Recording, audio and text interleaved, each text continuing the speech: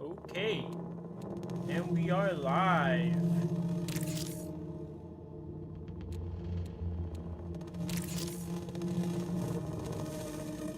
Oh my god.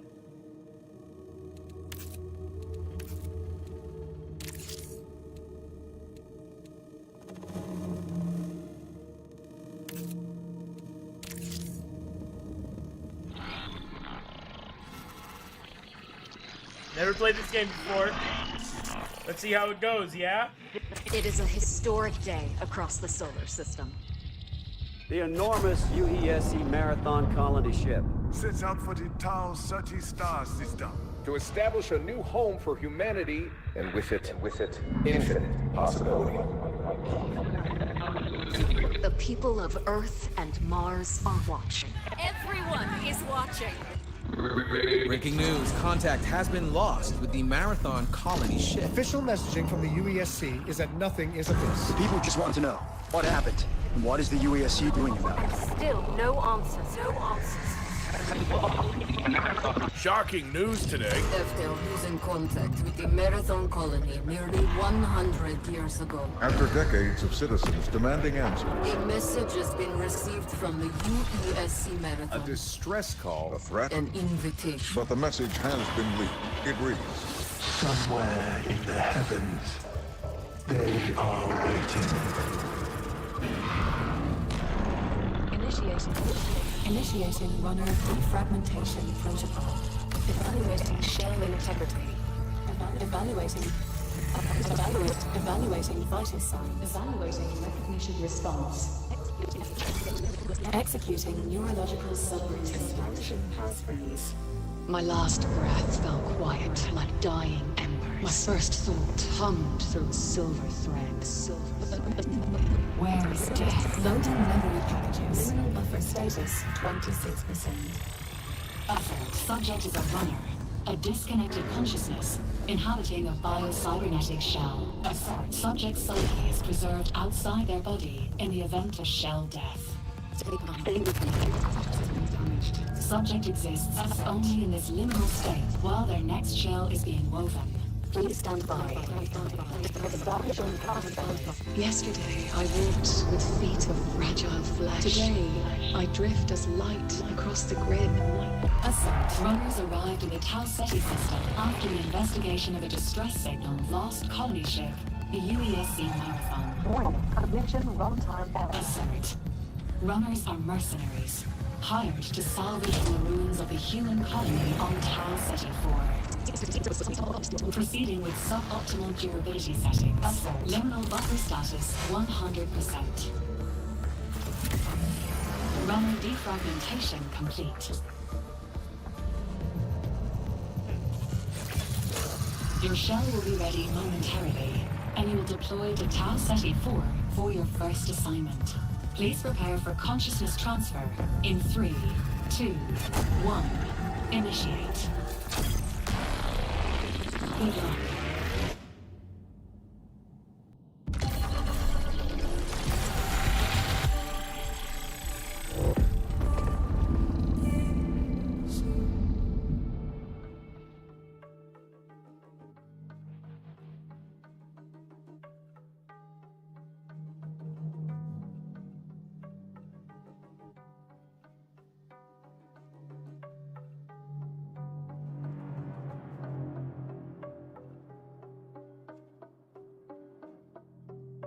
I don't know what's going on.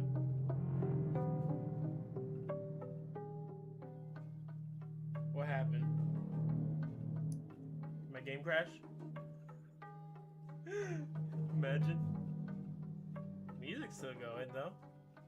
I'll get a few minutes.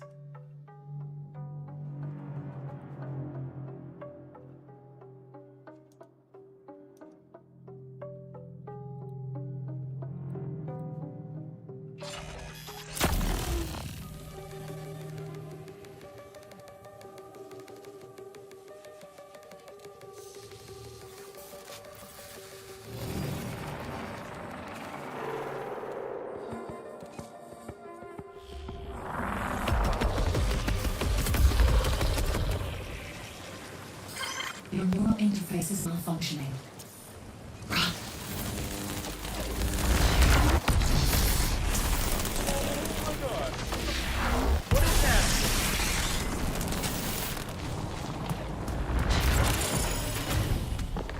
Your perception matrix was damaged during transfer to the planet's surface.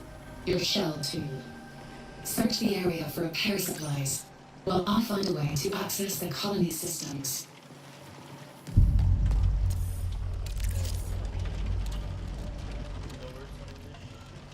Loud.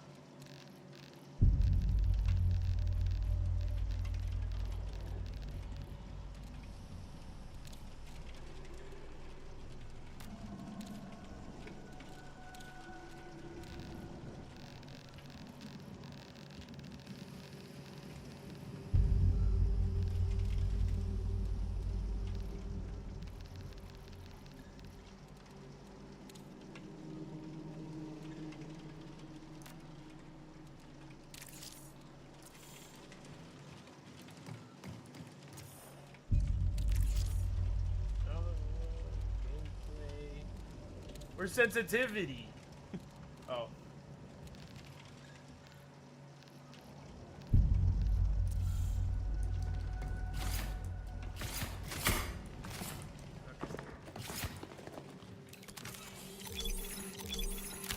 Engage your heal systems to use an item to repair your health or shields, depending on which is lower.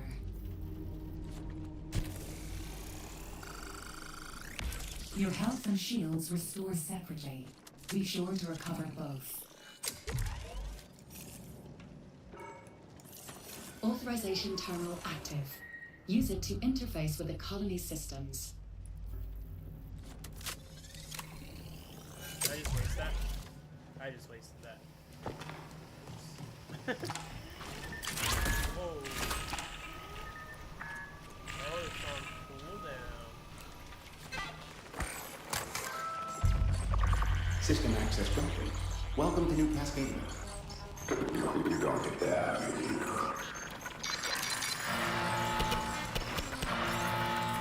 Attention.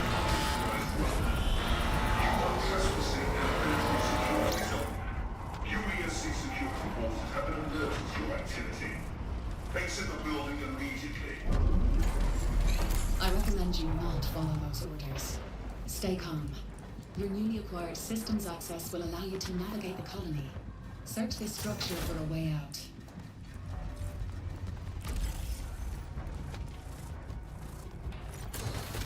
Look for a drain or vent cover, and try to break it with your knife.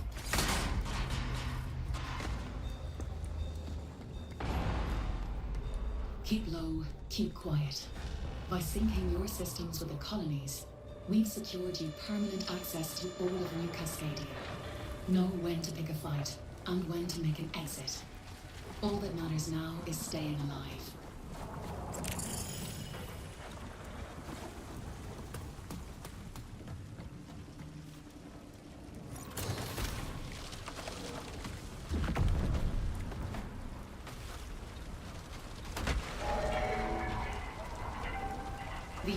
UESC believes Tau Ceti and everything on it belongs to them. If you want to survive, you'll need a weapon.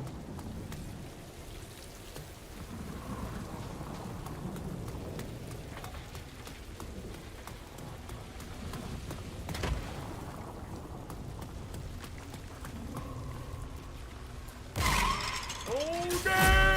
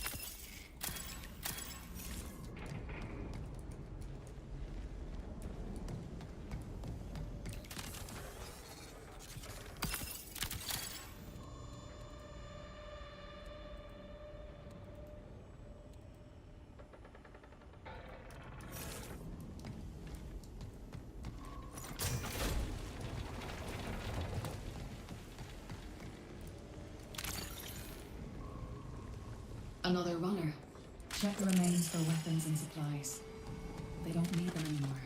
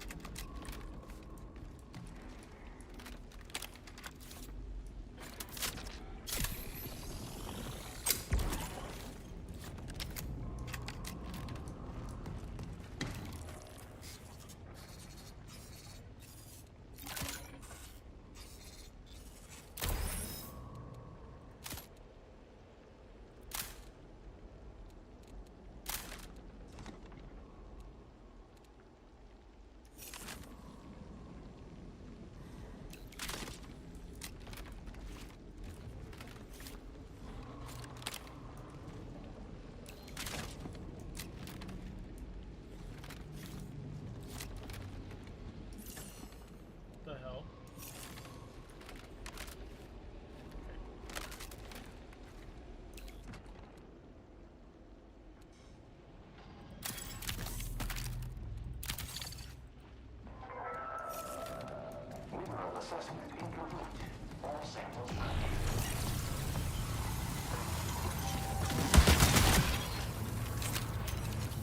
I've located an active exfiltration point near your location.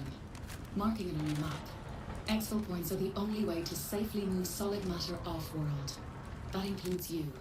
Scavenge the area for additional assets if you need them. But be careful.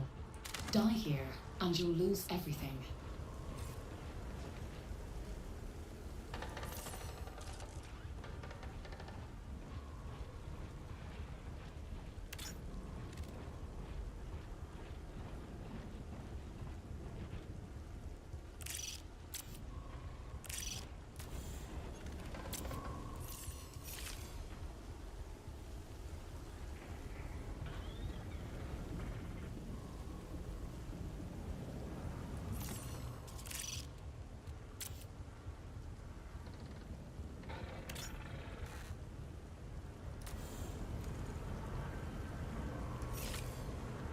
Where do I go?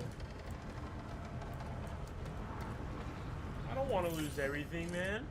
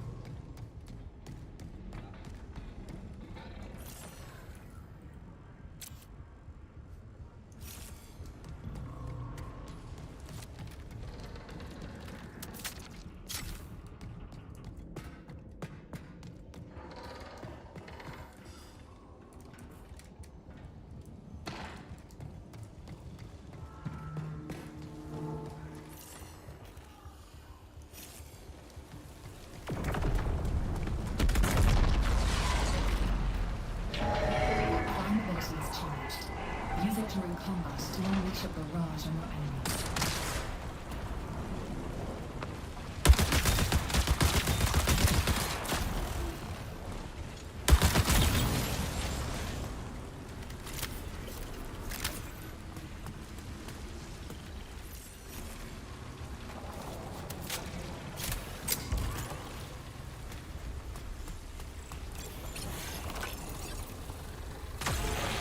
Calibrating your destination. I'll see you on the other side. Run an attempting exfil from perimeter zone. All UESC forces converge.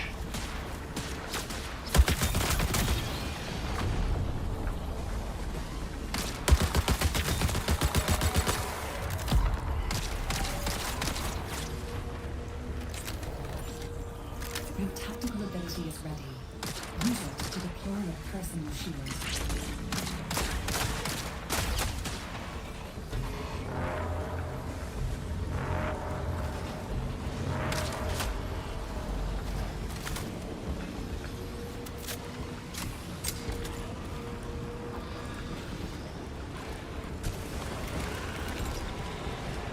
UESC forces target all runner threats for extermination.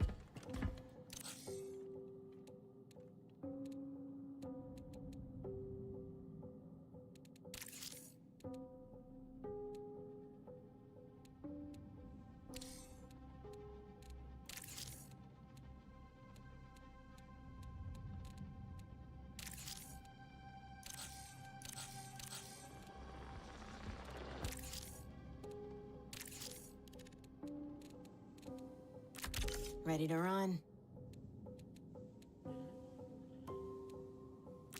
Systems primed and ready. Maintenance system upside. Time erases. So I'm built for this.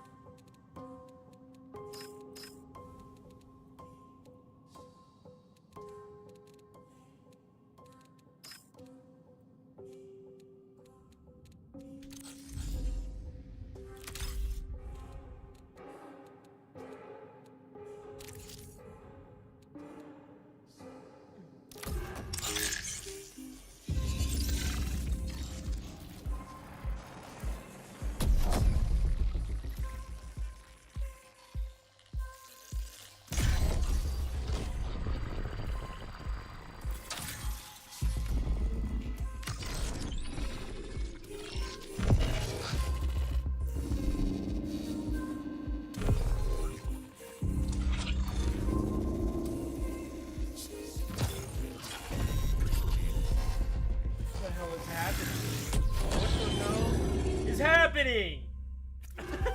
Welcome home, runner. I'm Oni, your onboard navigational intelligence. Your consciousness and my neural programming are inexorably interlinked. Think of me as a friend, one you don't yet remember. You may still be experiencing some memory degradation from the damage to your perception matrix. But worry, per our arrangement, the unified...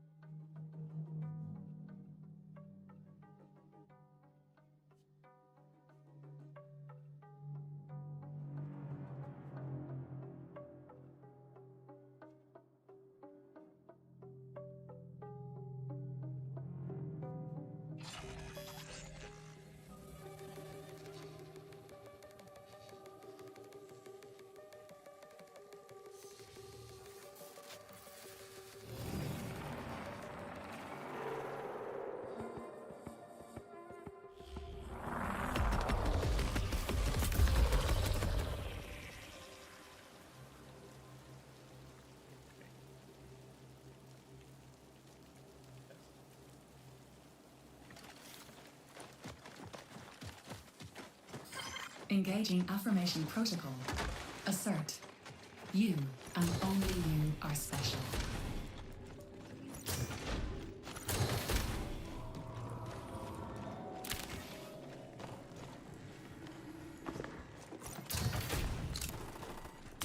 Shield's broken. was that?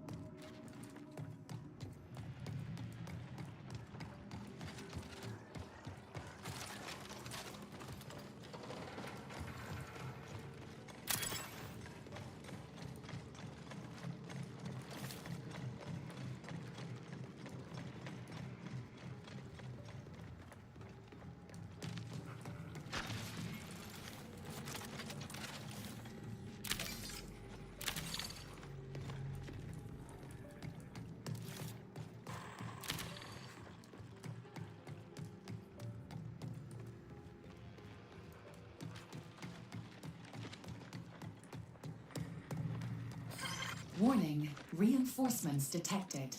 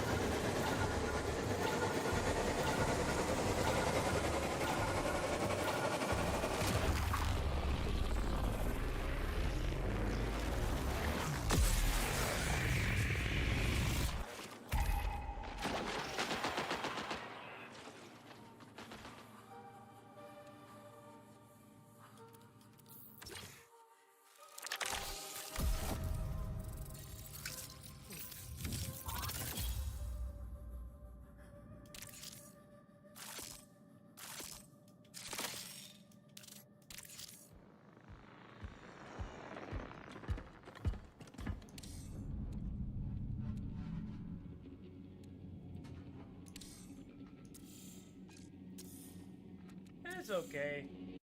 You know, it reminds me a lot of Arc Raiders, but kill everybody.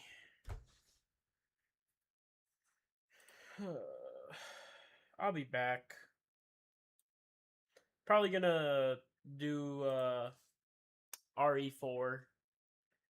Finish the game up, man. I didn't even finish that game. I've been procrastinating it for so long. Alright, I'll be back.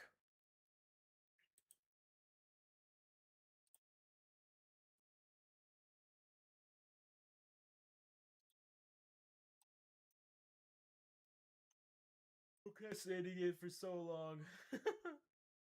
Alright, I'll be back.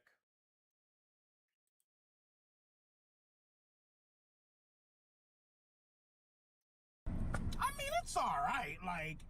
And I've got to say, in all honesty, it's the biggest piece of dog shit.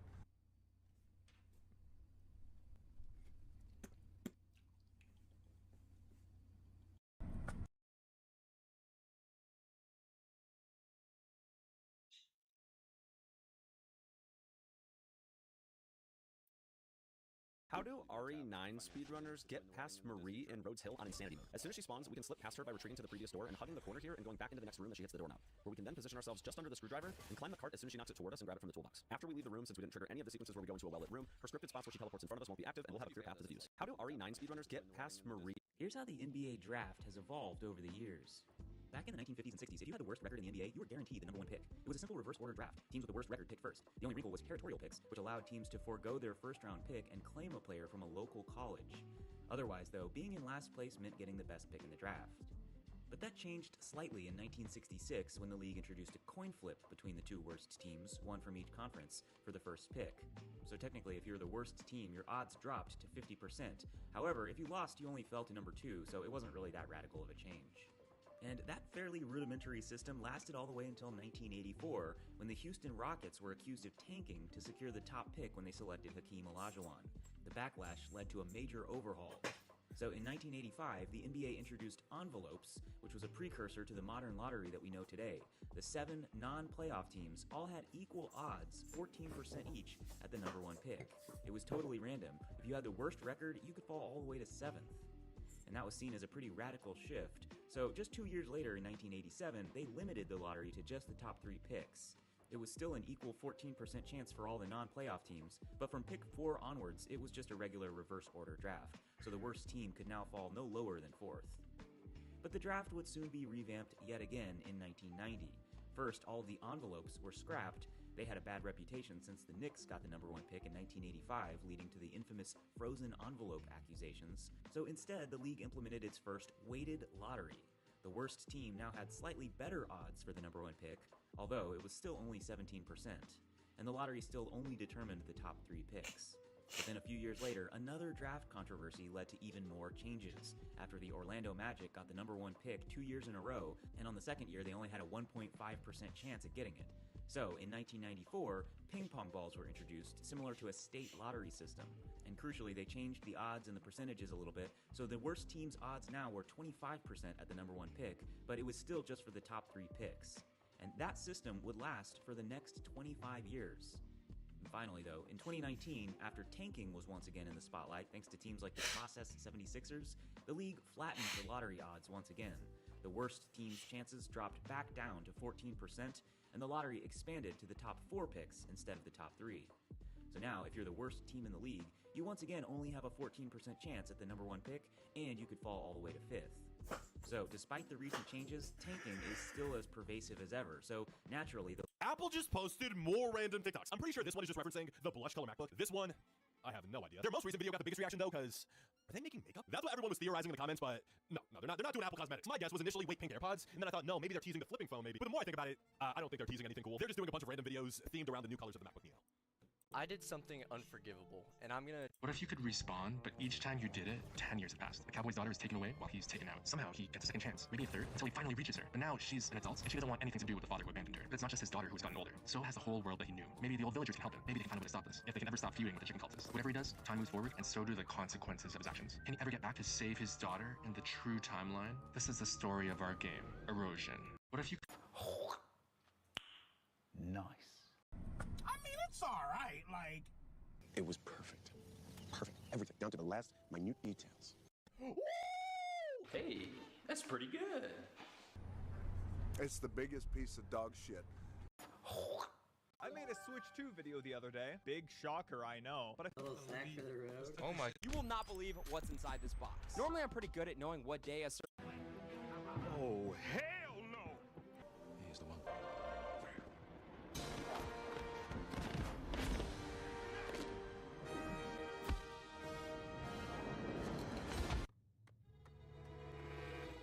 I like it a lot.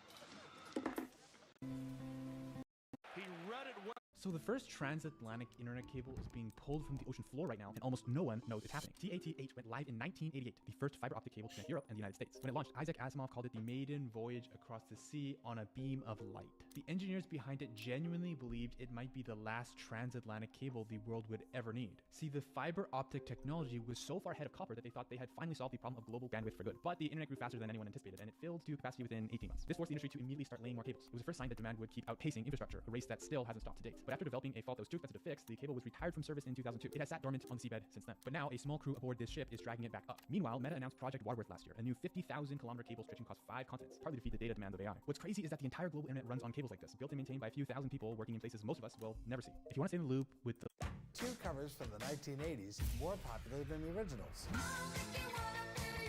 Tony Basil took Mickey to the top of US charts. The original was titled Kitty and was released by British pop band Racing. How about this next one?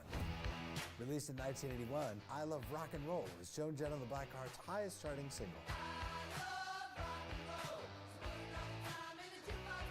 The original was released in 1975 by the Arrows.